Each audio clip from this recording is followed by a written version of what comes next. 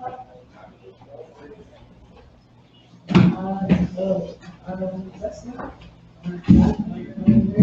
to the live stream of the High and Dry Comedy Show right here at the Grindhouse Cafe. My name is Sareth, the festival director of Sareth-Fest Music Comedy Festival. This has been the most awesome 4 days ever. Thank you for Rob, Dead Razor, for handling sound and taking care of us all 4 days. And give it for the Grindhouse for taking care of us as well, having us here, Tea for baristas and all that good stuff. We have great comics from Las Vegas all the way to Memphis, all the way to Florida, and Colorado as well. All on this bill. It's gonna be fantastic. We got Mo Vita, we got Lindsay Glazer, Tracy, we got Brian, we got Charlie, we got myself, we got Mo Alexander all the way here. It's gonna be fantastic. So ladies and gentlemen, bringing up to the stage our host for High and Dry Comedy Show, where the comics have to make up their set, a 5-minute set on the spot right in front of us. They might bomb, we're all gonna bomb. This is gonna be fantastic. Yeah. We're gonna bomb together. Yeah. So without further ado, give it up for Charlie McMullen. Let's go, Charlie. He said 5 minutes. He's bombing. I love you bombing, see? He said get in face. Yeah.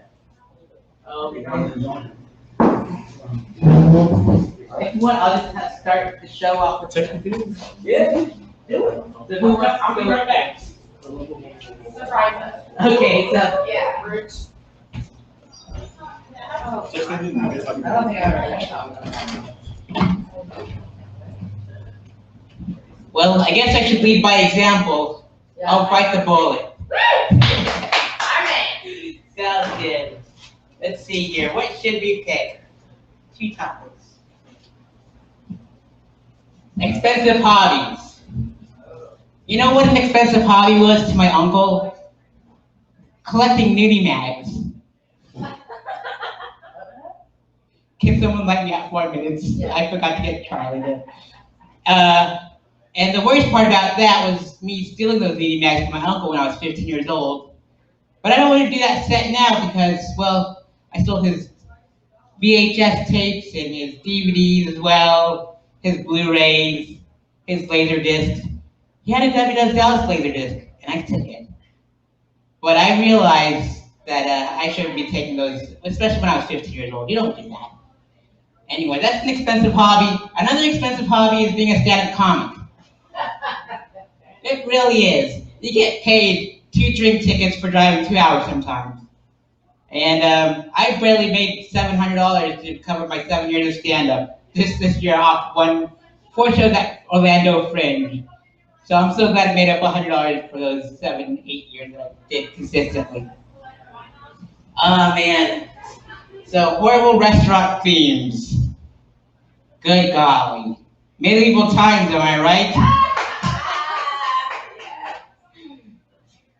What do you say? Like they give you like a turkey leg and some chicken or whatever and a goblet and you say, huzzah! Like what the heck is a huzzah? I don't know what huzzah is. Is it like a board game like Taboo or something? I don't know. I'm bombing so hard probably. This is fun. Great. Fantastic. Man. But another bad, horrible themed restaurant I think is Planet Hollywood. Like, who goes to those things? I don't go to those things. If anything, they need to make a Planet Brooklyn or something. Something more hip. Put some pizza in there. I don't know. Well, that'd be like Papa John's. Never mind. Even that's a horrible themed restaurant. Who goes there anymore? Shaq? Peyton Manning? Myself? That Southwest pizza on that commercial looks bomb, though. I'm not gonna lie. Oh, man. Man. More expensive hobbies, I'd say. Video games. Those are expensive. That's why I stopped playing at PlayStation 2. You don't have to download anything anymore. I'm stuck on Def Jam Fight for New York. I'm happy with that game. Everyone else can play Fortnite. That's just, it is what it is. Video games. I stopped playing them at PlayStation 2. Who needs to download stuff? I don't need to download stuff. What else? I'm dying up here. You're at 2.5. Oh, great, fantastic, 2.5 minutes. I'll go back to horrible restaurant themes. horrible restaurant themes. You know what's worse than the worst thing ever is when they come up to you and they sing happy birthday, and your sister tells them that's your birthday, but it's not really your birthday, and they embarrass you. Gosh, that's so horrible. Why do they have to bring everyone that has like a mariachi band at 3 margaritas to sing to you like that? It's just horrible. They don't do that for you at Taco Bell, do they? No. And they should, because they give you the runs. And that's why they stopped making you run for the border. Am I right, folks? Oh man, I had Taco Bell yesterday and I opened it up, it was like a baby's diaper. It was gross. And it was spicy too. Oh man, no more runs for the border for me. My parents ran for the border once when they were escaping Cambodia during the Khmer Rouge. But there was no Taco Bell in Cambodia at the time. There was holidays in Cambodia though. Give it up for the dead Kennedys. Oh man. Sometimes I wish Angelina Jolie adopted me. Like imagine her having Maddox and a Ninja Turtle in her house. I would protect her, you know. Awesome. But this has been such a great time here at Bombing for High and Dry Comedy Show. Give it up for the Grindhouse, and we're going to play Hot Potato Style, because you're going to nominate your comic. Actually, Charlie's back, so he's going to be hosting, and so he's going to pick up a random comic, and we're going to bomb together, and we're going to bomb so hard, and it's we're going to go bombs over Baghdad like Outcast. This is going to be so much fun. Ladies and gentlemen, give it up for Charlie Mullen. Oh, there's Lysol wipes if you need it. All right, thank you, everybody. This is the first comedy show of Sareth-Fest 2021, is it? Yep. The High and Dry show. This is dangerously close to improv. I almost didn't want to do this. I was coming up with these random things. I made them as random as I could. Some of them are just words to jump off of. Some of them are like horrific ketamine-induced philosophical questions. I was hoping John Brown would be here to field one of these, but he's not here yet. But I'm going to pick one at random just to show you what we're doing if you're not familiar. Go 2.5, 3 minutes per topic. You're going to do 2 each. Here is how awkward it's going to be, just to set some sort of standard for awkwardness. I know why they asked me to be here tonight. This is because I have the gold standard of awkwardness. So, picking the topic, starting the clock. Do not look in there as you pick. Some of them did not fold, but okay. So, all right, this is a perfect example of the bullshit I didn't want to come up. What are 3 possible explanations for crop circles that aren't aliens? I didn't think I would get this one when I was writing it out. 3 examples for crop circles that are not aliens. Okay, one of them, first one, just to get out of the way, the Illuminati. I know it's going to come up at one point. So, crop circles next to and around the Denver airport especially, that's all Illuminati straight up and down. We all know that. That's 1. 2, full disclosure, I don't know what chemtrails are, but I'm going to say chemtrails. I don't know what it means to say that. Like, is it planes that move chemicals around? I don't know what it means. But it sounds plausible. Chemtrails are the scapegoat that a lot of people are doing. I heard chemtrails a lot when I was at this QAnon Q&A. I didn't know why I was there. I didn't know what it was, but it was informative nonetheless. And third, I know it said not aliens, but to them, we're the aliens. You know what I mean? So that's not good enough. The third one is NASA. I'm going to say NASA because that's why they're not around anymore. Crop circles, they were doing something. They got bored. You don't want to have rockets and nerds and boredom. That is devil's cocktail. That is how wars get started and ended. Granted, I don't want to be a hypocrite about it, but still, you don't want to do it. If you're going to mix nerds and rockets. You want it to be for a reason, not just boredom. That would be anarchy. And that is 2 minutes and 12 seconds, which I'm going to call, like a dead patient that it is. Time of death 2:14. And then I will tell you to stop. I will restart the clock and have you reach in and grab another one. And fuck, this is the terrible one. This is the other one. All right. I don't think oh man, I think John Brown would grind this show to a screeching halt if he were to get this, because he recognizes my handwriting. It's very serial killer. But what I wrote down, sincerely hoping that John was going to be here and he would get it, is Batman doing the right thing by refusing to kill the Joker, or is he being irresponsible by letting him live?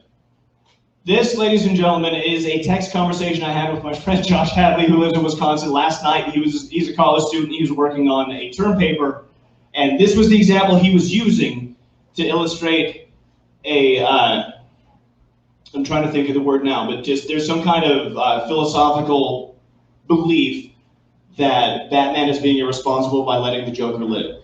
And I told my friend Josh that it is not Batman's place to kill the Joker. It is Batman's place to imprison the Joker. It is the place of these bullshit inept guards at Arkham Asylum who, and first of all, fuck Arkham Asylum for being co-ed. Why the fuck is Arkham Asylum co-ed?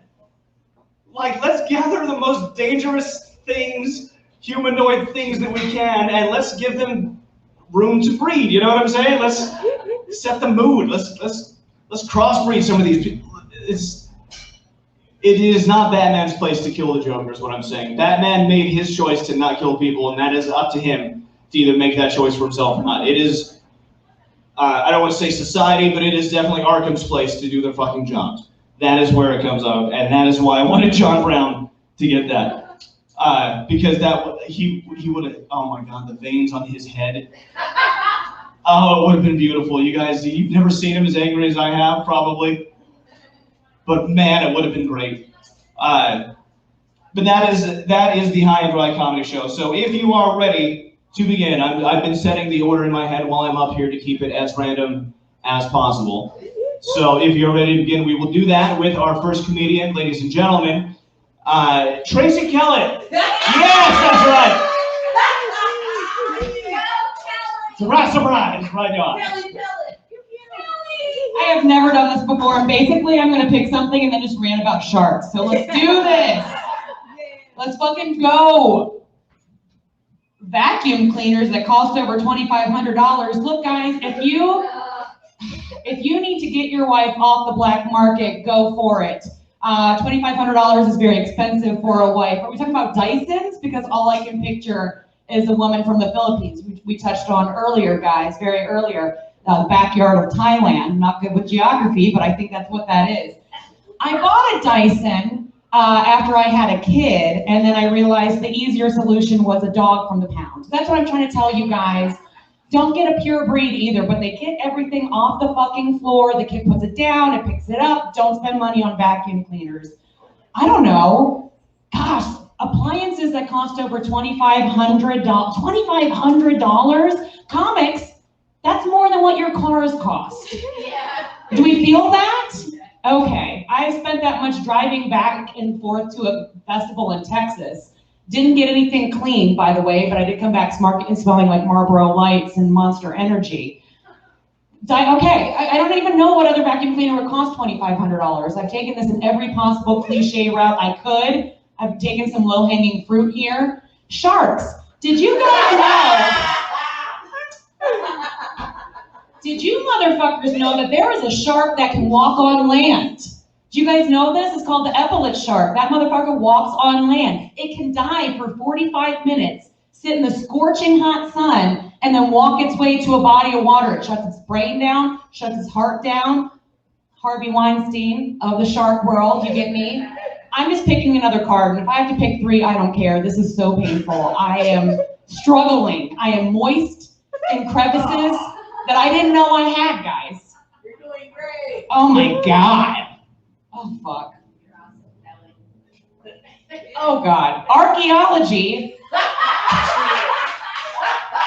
Dude, you're not allowed to take ketamine ever again. I'm cutting you off, bro. Archaeology, it doesn't stop there, kids.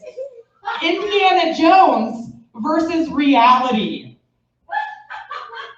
So basically, I feel like we're just comparing Indiana Jones to holes. That's what we're doing now, right? Is that what we're doing here? I haven't seen either, by the way. I feel like the only thing I know about Indiana Jones is that he runs from the big boulder, right? He touches a thing, there's a big boulder, or am I describing Aladdin? Which one am I describing right now? Aladdin, I'm just gonna say this right now, the Cave of Mystic Wonders, hardest level to beat on Super Nintendo, am I right? So hard with the lava coming up behind you. Are you kidding me? Abu, he touches the ruby, it's a thing, bada bing, bada boom, Indiana Jones. He's not dead, right?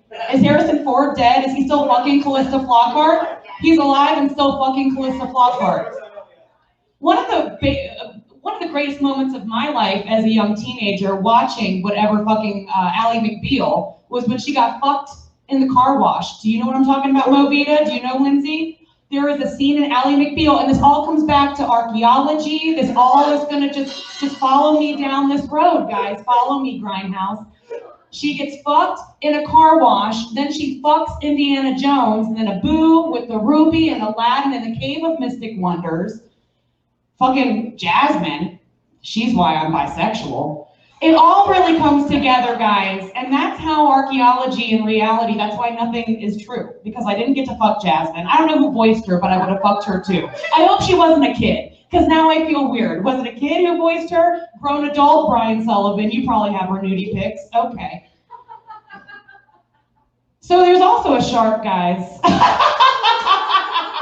Real quick, Discovery Channel, it's not quite archaeology. I'm gonna say it's the archaeology of the water, right? Is that what this is? Geology? I don't know. Discovery Channel was like, hey, we're gonna dedicate a week every year to saving this majestic apex predator of the ocean. And this year, that same channel was like, hey, you motherfuckers think Johnny Knoxville's available? You think the guys from Jackass that you stopped watching in 1997 when they were stapling paper to their balls, you think they're available to have us get the word out about sharks? And guess what, assholes? One of them got bitten by a shark. That's all. I can't do this. This is so painful. My name is Kelly. Good job, Keep it going for Kelly Kellett, ladies and gentlemen. That was handled marvelously. Anyone, if you feel like you have to work sharks in, I'm not going to say no. If it's going to help, let's do it. All right. Before I bring up our next comedian, if the artist who did some of these is here, I'm going to say that I will buy this one if and only if it's actually of Kate McKinnon. I don't know if it is, but if it is, I might. That is uncanny. I might walk with that tonight. The next comedian coming up, for High and Dry. Ladies and gentlemen, make some noise for Brian Sullivan.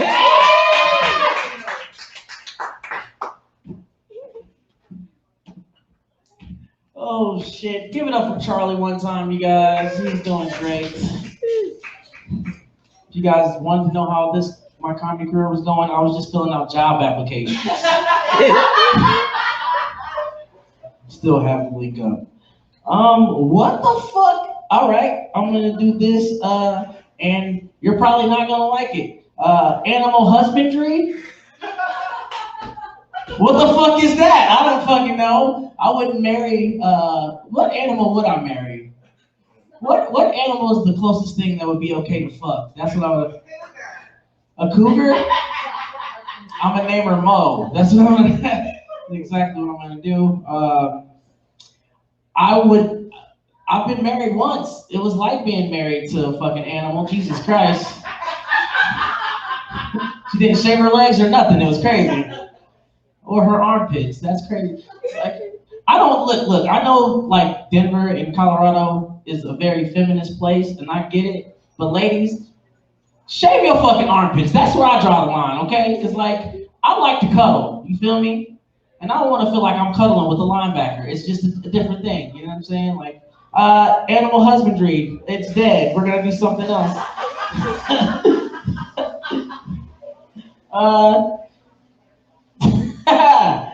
Car problems you've ignored for the longest amount of time. That's right now. I don't change my I fucking ignore my car until I'm able to afford to get another one. I don't know how to change my oil, you know? And like I said, Denver, Colorado, and Colorado in general is just a crazy place. It's very pro-woman. And like, I've never met so many women that knew how to change oil, and I don't. Tracy Kellett's one of them. Look at that haircut, Jesus. Rotate your tires, baby. That sounds dirty coming from you. Mo Alexander's in the building. He said, no, it does.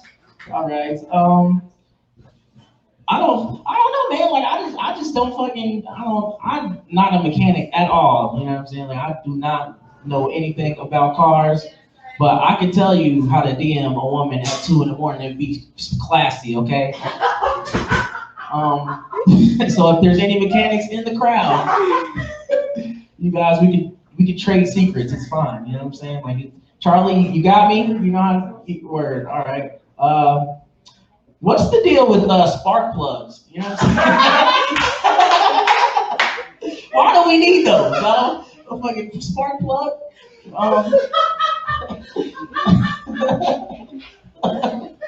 This is nuts. What else? What else did I ignore on my fucking car? I drive the shittiest army car you could ever drive. It's a 2012 Dodge Avenger. Yeah, I thought about naming it the Pussy Wagon, and then I second thought it, you know what I'm saying? Because it's in the shop now, you know what I mean? And I still finance it. I got $7,000 left on it. Fuck the MWR. Oh, shit. What else? Car problems you ignored for the longest time. I don't clean my trunk ever. Like, my trunk is fucking filthy, you know what I'm saying? Like, cause like, who is gonna look in your trunk unless they suspicious about something? You feel me? Like, I don't. You know what? How much time I got left, Charlie? Do I have one more minute? How many comments you got left? 1, 2, 3. Did I drop one? All right, let's do it. Let's do it. Learn a skill secretly. How to do this shit. That's what I want to learn how to do comedy correctly. Is there anybody out there who can fucking teach me? This is very awkward. It reminds me about the clinic, and I ran into my wife there. All right. Buzzing, right? I'm Brian Sullivan. Thank you guys so much. Give it up for Charlie.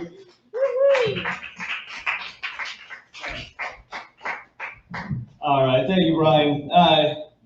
Yes, that car problem one was based on some registration that I let expire over a number of years. And then once I switched license plates with a similar vehicle in the dark one night, I let that one expire too. That was what I was talking about.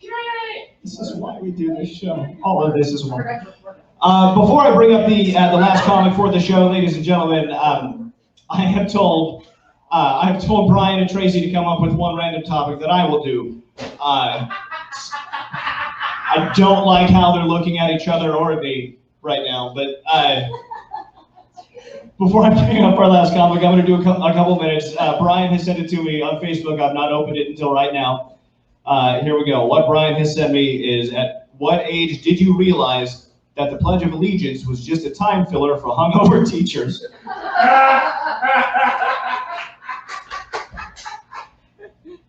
Tracy, Brian, I wish it were that simple. This is what I learned the Pledge of Allegiance was for. This happened when I was in the 3rd grade. I did not piece it together until the 6th. I was just talking with a friend of mine. He's like, hey, remember that time? And I was horrified. This is what happened. I went to elementary school in La Junta, Colorado, Columbian Elementary School. There was East Elementary, there was West Elementary, and then continuing in that order, there was Columbian Elementary. Our mascot, by the way, was Cougars. And at one point, my 3rd grade teacher was having an affair with the principal, who was married to a 5th grade teacher. This is all stuff I learned one day. And according to the 3rd grade teacher's daughter, who was a couple years ahead of me, we were getting high at a party once, and she was like, oh, you have a horrifying thing? Let me tell you about this. This is what I learned. So she told me this about her mom. I want you to experience it on that level like I did. But apparently every day for months during my 3rd grade year, my teacher and the principal, during the Pledge of Allegiance, closet handy J's. Nothing more American. Yeah. Oh, that's funny. I heard this when I was in the 6th grade getting high with her daughter. And I wish I could tell you guys I don't think about it every time I come, but I'm pretty sure I do. So that is just a little piece of autobiographical Charlie McClellan information. Because that's what happens when you were given a microphone and told to think on your feet. Yeah. You go to the dark truth. So with that, let's get our final improvised awkward comedian up here. Give it up for, from Denver, Colorado, Mo Vina. Let's go, Mo. Thank you. What about, there's only 2 left. We'll pretend. This is fun. Fun. The dumbest app you have ever used. Well, I'm 47 and I have a ovulation app on my phone currently, and that's pretty fucking stupid. And I'll tell you why, in case you don't know. Because it tells me my chances of getting pregnant, and pretty much every fucking day it's like, no, actually it gives me percentages. It's always less than 1%. It's probably like, why do you have this on here, lady? You're fine. If you were to get pregnant, you could just fall downstairs. You'd be fine. We could probably drink it away in a weekend. It would be okay. So that, you know what I mean? Like, why do I have that? I'm not even in a relationship anymore. Like, I really don't need it. Like, I went to my gynecologist. It's like, should I be on the pill? She laughed in my face. Like, it's fucked up, you guys. I wish it's the God's honest truth. She was like, no, if you're on the pill still, get the fuck off. You have a much better chance of stroking out. So, maybe that's my next dumb app. I need a stroke monitor on my phone. So, that's a dumb app. I'm trying to think what else I put on my phone. I don't know. I don't have a lot of room. I probably have some stupid games on there. Recently downloaded something for Bitcoin, but have no money. That's a dumb app for me to have. I'm like, look at me, what I can't afford, but also I'm not losing money. So that's good. I have a friend who's into Bitcoin and he's constantly like, oh my God, you know, you see this is down by like thousands of dollars. I'm like, yeah, and I have less than a 1% chance of getting pregnant. I don't know which is worse. So yeah, that's the apps, I guess. I don't know. By the way, when Tracy was up here talking about, you don't know who Harrison Ford is, right? Kind of. God damn, you make me feel old. This is what she was. I had the biggest crush on him forever. I'm taking a caveat, and I know it's not fair, but you reminded me of a story he told. He was being interviewed, and it was, you know, Callista Flockhart is considerably younger than him, and I think she adopted a baby, and he went to the grocery store, and he asked where the diaper aisle was, and they sent him to Depends, and that is fucking chef's kiss. Nicknames. Is that supposed to be like what my dumb nicknames are? Or just dumb nicknames? We were talking about this earlier. So my nickname is Mo. That's what I go by in comedy, but my full name is Monica. And for some fucking reason, it's just like people who have only known me and have only met me as Mo, when they hear somebody call me my government name, it just blows their mind, and I don't understand why. It's just me being lazy. M.O. That's it. Like, and nothing, that's it. And for some reason they're like, oh, your name is Monica? How could that be? I'm like, I don't know, Mom. They weren't prepared my parents are Hungarian. They gave a lot of thought to the name, but they also thought they were having a boy. And when I was born, I wanted the fuck out of my mother and away from her pretty immediately. True story, my dad was still filling out the paperwork in the lobby of the hospital. They were like, you have a baby girl. And he's like, we just got here.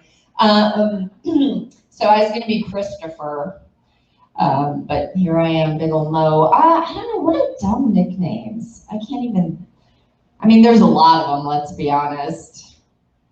Do you guys have nicknames? Anybody? You look like you might have like Slim Shady. Is that your, no, he's like, shut up, lady, don't fucking look at me, don't talk to me.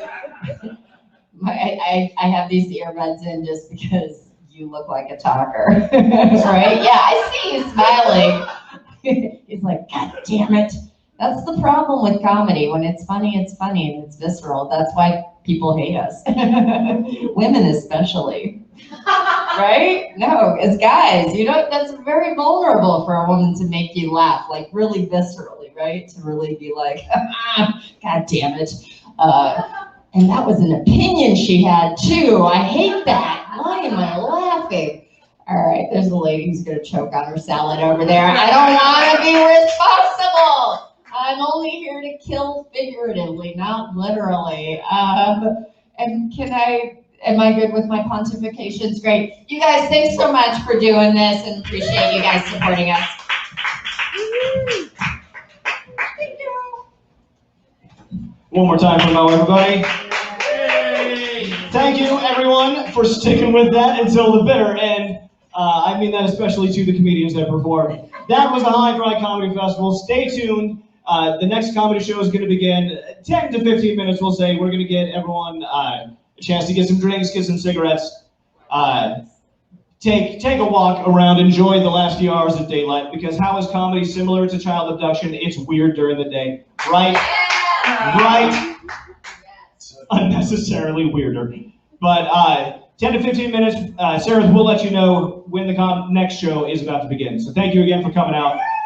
Stick around.